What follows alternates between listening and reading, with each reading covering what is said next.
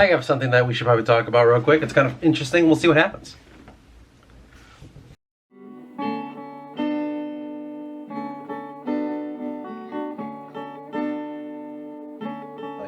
I don't really need to focus on it. Clean it up, shadow or rainfall. Like the rain should. So it really starts. This video is kind of the beginning of a process which I would say would be a peripheral understanding of something deeper. So I'll try to do segments of this if I can, but this is kind of, in my mind, the first peripheral idea looking upon the plane that is the concept ahead of me, in a sense. So it's not quite going out and mapping everything, but it is indeed describing what could be there merely by looking at a map, if that makes any sense. That's the way I would imagine this is in my mind. Three things. Okay? Three fucking things. When thinking about the peoples that we consider Celtic, right? When it comes to higher society, so according to certain sources like Strabo, for instance, to which he said, among all Gaelic people, generally speaking, there are three sets of men who are held in exceptional honor: the bards, the vates, and the druids. So I'm going to bring something up as to kind of let you know about it, and I'm going to go into something of my own. Bards are described as singers and poets. So in my mind, they pull from the ether something unexplainable.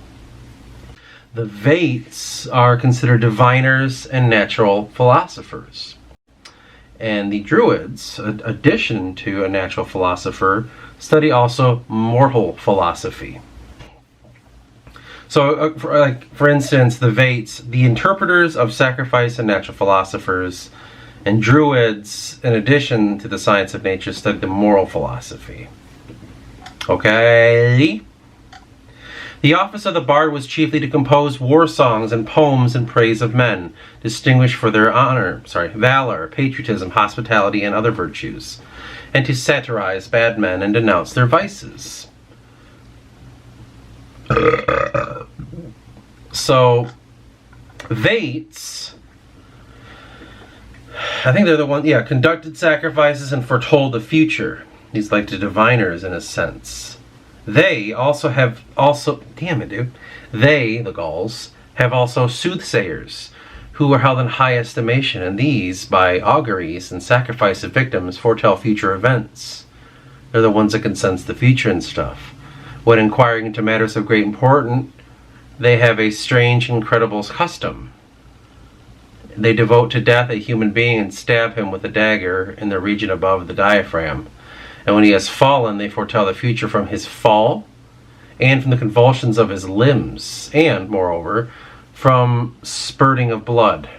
Places their trust in some ancient, long-continued observation of these practices. Now, I just wanted to get that out of the way. Now, the vates, I have no fucking idea. That, to me, is still a little bit, of mystery.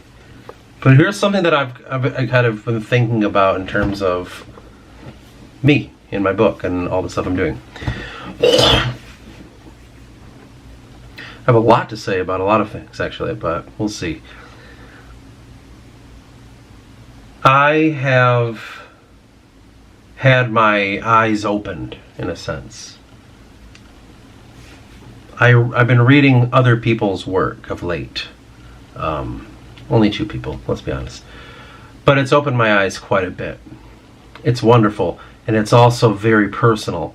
And I would think, the work that I've been reading, and I can't get enough of that kind of shit. That shit means so much to me. I don't even know how to explain more than that, because, I'm not going to go out and talk about the people's stuff. But, suffice to say, I've been reading other people's work, and their work is very memoir-based or internal-based, or like their own lives on paper, right? And I got thinking well, man, what I'm doing is kind of the opposite. But it does make sense. What I'm doing is this an imaginary life lived And because of that, almost piercing some sort of veil, and through that veil piercing, I'm able to obtain knowledge from multiple sources. One of those sources being, again, going back, the Druid and the Bard. A lot of what I and Jacob do is form opinions or assess scenes, or I don't even know how to explain it. We get a lot of our information from music. In fact, Jacob, to explain certain things, will play me music to say, this is kind of what I was thinking, just listen to the song. And I myself, if someone asks me about the book, I'll say, listen to the song Mind Games by John Lennon. Every single word in that is my book. Weird. It was weird when I heard that song. I was like, holy fuck, it's been done already. What I'm thinking is, these bards, these musicians, poets, pull something from an unknown source and they just place it here. And so most of the time they themselves can't see exactly what it is, but it takes a different type of person. So I wonder if the modern philosopher slash writer is some sort of variant of a druid. I feel like what I do, I dabble in philosophy and I dabble in writing, is pull from the music and try to give shape to it. What they're invoking here, can I put words to this? And now that there are words, can I just put it there? And now we can all feel this together. It's something that I've been doing, I haven't really noticed. But now that I'm thinking about it, I'm thinking, well, that's what Jacob does a lot. Fucking Druid over there. He'll just have like a whole collection of songs, and from those songs is able to just interpret so much and put it inside this book. And it's just been something that I've been realizing over time, that what the musician pulls forth, it's up to the philosopher to discern it. You know, we're all working together for the same purpose, right? Well, that's something I didn't know I was doing. You know, like I there are times where I write whole chapters, listen to a certain song, because that certain song is pulling something. Maybe not its words, but whatever the instruments are together doing in that moment. Or it is the words, you know. The scene of, in the book, when you get to the part where it's Freydin returning from the Murphos, and there's a big celebration in the parade or whatever. The song Shangri-La by ELO. I don't know what it is about that, but especially the end of that fucking song. The end of it. That's what I pulled forth. I was there, and it had to get to, I needed to find words for what I was feeling during that. One of my own songs, in the Murphos, when he meets those three weird guys, there's a song they're playing because it was one song that I wrote. Kinda. There's a lot more cases. I don't know if I can remember all of them. But I know I did that a lot, where I would take real music and just feel it and then go stream of consciousness. Whatever that is, it's like putting on that kind of helmet, putting on the glasses that music are letting me see through the veil, and I'm going stream of consciousness. So from those glasses that allow me to peer through, I'm able to translate that information as much as I can through the skill that I have and put it in words. Now those words are only my understanding of the world, so that doesn't mean it's 100% like that's it. It's just how I've interpreted the way it came through.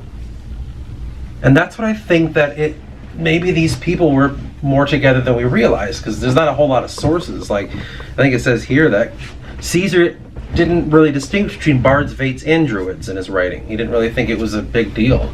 He only said there were knights and druids. So maybe it's not every single Celtic culture did this. Maybe it's only a few. Maybe it was just the Gauls. Maybe, I don't know. Who fucking knows? But that's what I was thinking. I was like, there's got to be, we're all working towards the same end here. And as someone who played music pretty extensively in bands and stuff, and someone who wrote music and was participating in others writing music, and someone that was in that world, that's kind of what made it like, well, this has to be it. Because when we would play music, when we would jam, not like, hey guys, when we jam, let's make sure we use these chords, nothing. We would just go. And then it would just be like, people would just appear. Like it was calling out, it was beckoning out to people, and they would just appear and go like, wow. You know what I mean? Like we were beckoning something. That right there is something that must navigate out of our understanding. And from that point, as someone like me who was doing that, now I'm sitting down in front of either a pen and paper, a typewriter, or a keyboard. Now I'm using that knowledge to like, let's put words to this. Not lyrics as a poet, but more, let's put words to what we feel is invoked through the idea of music. For me, as I write, music is a big help. I'll turn on albums, I'll turn on, oh God, I don't even know, just like specific songs or something. It doesn't really matter. It depends on where I'm at, what I'm writing about, I don't really write in a silence a whole lot. There are times where I do, but I find my best work is when I'm writing to music. And it has to be some sort of connection. Some sort of thing is going on there that I can't explain. And as I was laying there, I was thinking like, wait a minute, like druids are kind of like they're philosophers. So at least that's what they've been described as.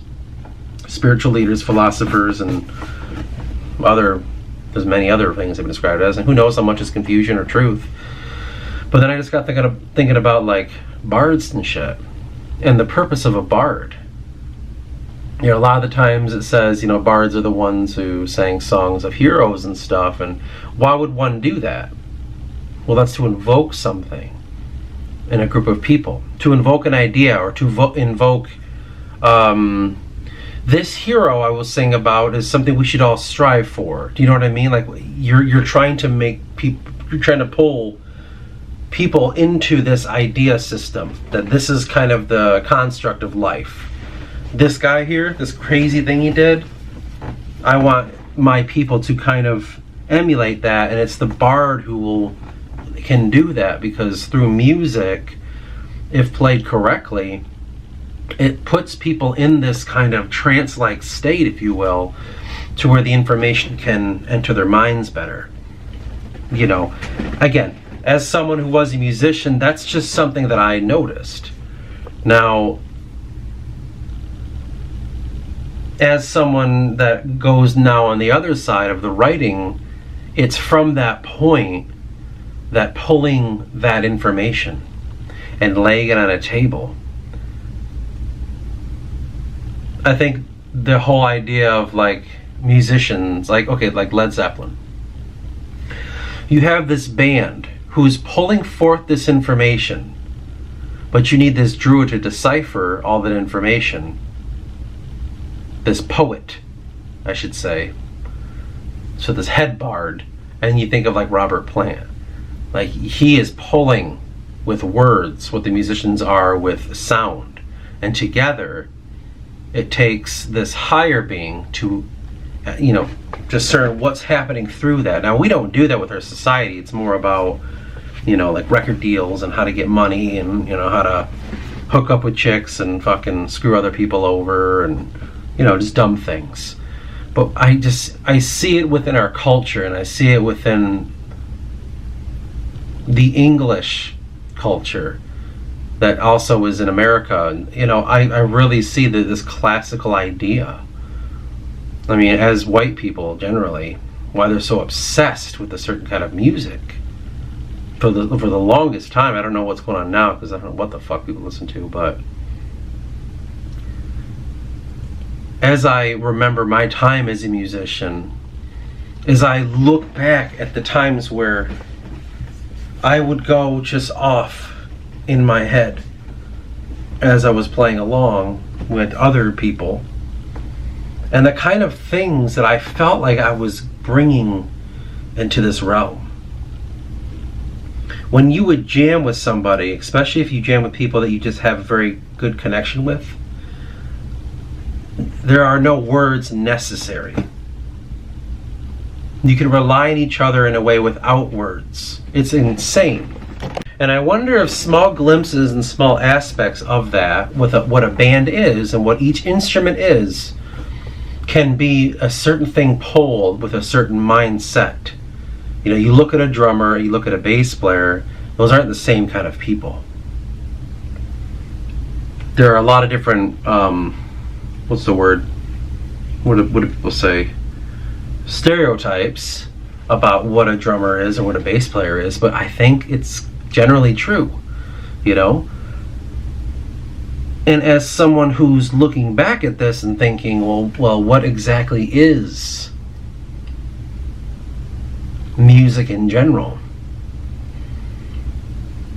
Take away the idea of pop music, where these groups of motherfuckers sat down and said, like, how can we find the right chords, and we'll just do it every single time, write these same stupid fucking songs, guaranteed hits. Take that shit out of here, that demonic shit, and put in real musicians sitting down and jamming music together. I remember, there's a lot of instances, but here's the one that jumps to my head instantly. I knew this guy, and his name was Paul. He was this redheaded, like just randomly cut dude in his 40s, but act like he was in his 20s. He lived in Ann Arbor, and he was a musician. He was like a poet and a musician. And we talked a lot, and he wanted to play music together. And I told him, like, well, I'm not really, I had just been like, because I was a bass player for years, and I was just learning guitar. You know, I wasn't really great at it. I was like, I can play some chords. I can do about 5 chord shapes, and then I can do bar chords, but other than that, you know, I can't like hear like, oh, that's, no, I don't know how to do that.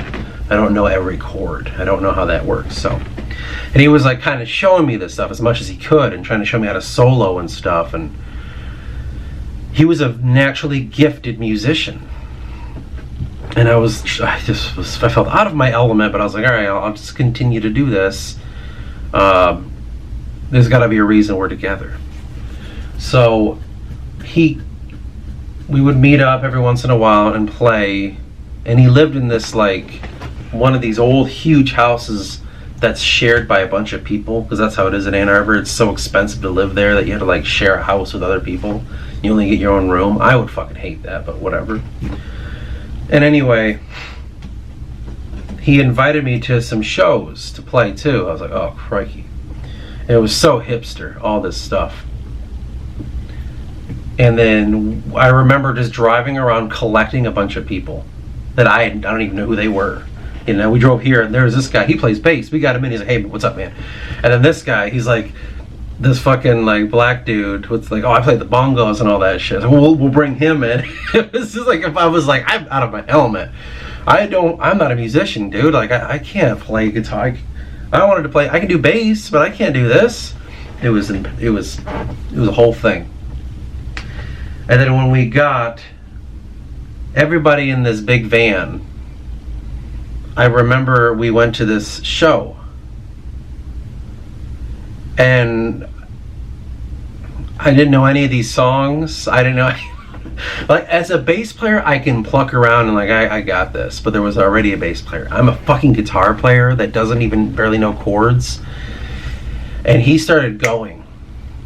And like doing his, he kind of had a rap poet style while there was like, and he was a good guitar player too.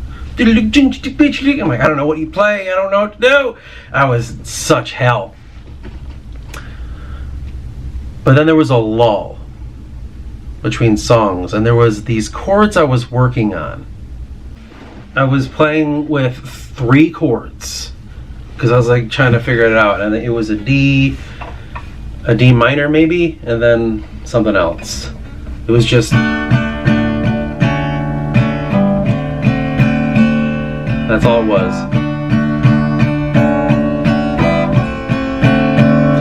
was just playing that between everyone deciding what's the next song we should play. We're gonna play this, we're gonna play that. And then I remember me and the bassist kept looking at each other going like, I don't know this either. He's like, I don't fucking know. And I was playing that, and all of a sudden, the bassist was like, no, keep it going. So I was like, okay, cool, finally. Something I know what I'm doing. And he put up this really nice bass line to it. And I don't remember it. I just remember I was like, good. And then like, I watched these musicians all just kind of, and the song got really gentle and melancholy and droney, and then the lead guy started playing something, and it was like something was activated. And I just remember the black dude in the band that played the bongos just like stood up and just let this belt out, kind of like Eddie Vedder of Pearl Jam, and he just like let it out, and then we just droned that for a little bit, and then it just kind of fell apart with ease, and then everyone just was just like fucking like holy shit, that was really good. And then I just remember thinking like, holy fuck, that's what I'm talking about. You pull something, it just with on accident. Something in those chords I was playing turned these people like, oh, okay, and they explored something else, and we just made a little song out of nothing. Four men that have never met each other. You know what I'm saying? Like, it was crazy to see that and to be a part of this. And I kind of turned away from music after that, but that is the thing I'm talking about. The musicians can just pull forth. Now imagine a poet sitting there. Imagine if that one guy, Paul, if he were to have just, let's find some words for this. What does this invoke in me? That's an art form. That's a very, and I'm not saying it's only, but it's the only thing I can think of. It's very Celtic.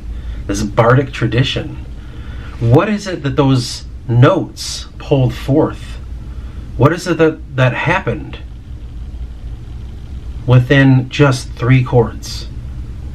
It was a descending chord. I forgot what that's called. Paul told me, oh, those are blah, blah, blah. Like some sort of theory shit. And I always think about that in music. Or when me, Kevin, and Billy, who's he has his own channel, I don't know if he does anything anymore. When we were in a band together, I remember moments like that too, where it's just something would happen. I think I did, it was some sort of C on the piano. It's like dun dun dun dun dun dun dun dun dun, and I took the bass note and went dun dun dun dun. Da, da, da, da. And then I just did that, and then it just turned Kevin, and he went away, and he found words for that. Or I did a bass line for a song, and that became one of our song Promises, which sounds like this. Then they cried, oh, no, no, no.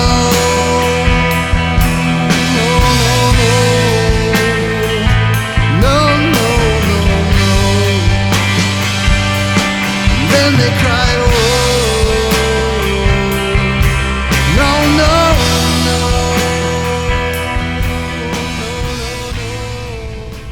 no. I think there's something about music that does that. These sounds, these fucking sounds that just, we found instruments to, like, this is just an E minor. But there's something within that, and the one that I always play is this because it always gets me. It's just an E minor with a lot of tune. I just like that. Like, to me, it invokes something, and that's the point of it. See, when you write music, it takes you to a certain area in this kind of realm of your mind, and from that point, when you pull forth, you can have more things. And you can access it and construct it. And then from that point, the poet will come in and he'll add to it words to which he's kind of evoked from his own area.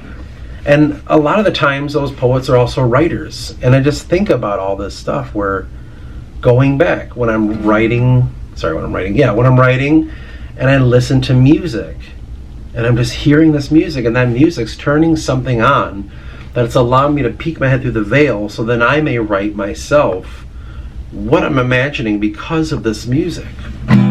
What can I feel because of the things that these stringed instruments can do? Like it's playing, like right there, 1, 2, 3, 4 different notes at the same time, chord, and it feels like one. And from that point, you can start to hear something going on. You know what I mean?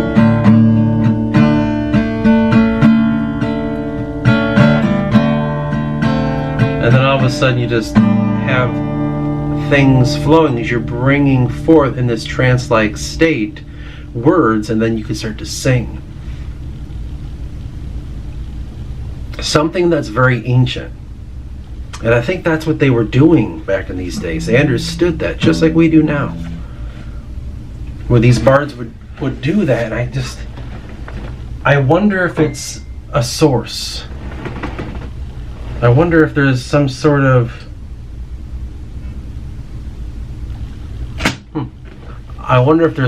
source to this, or some sort of one place.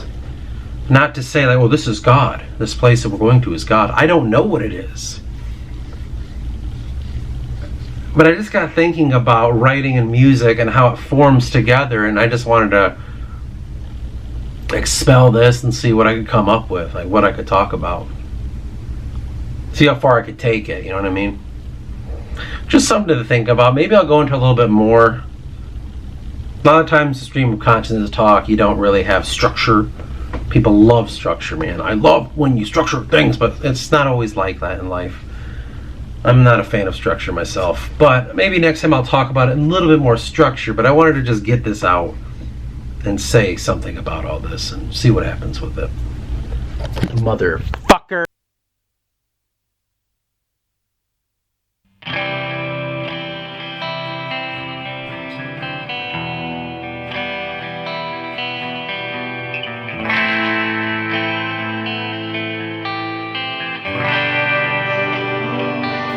So baby, don't come with me, 'cause I can't promise you anything. So baby, just turn and walk away, 'cause I can't promise you that I can stay. Then they cried, oh,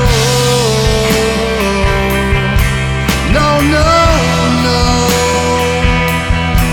no, no, no, no, no, no. Then they cried, oh, no, no, no, no, no, no, no, no. So baby, don't come this way, 'cause I can't promise you what I won't say. Don't make it hard for me. You just got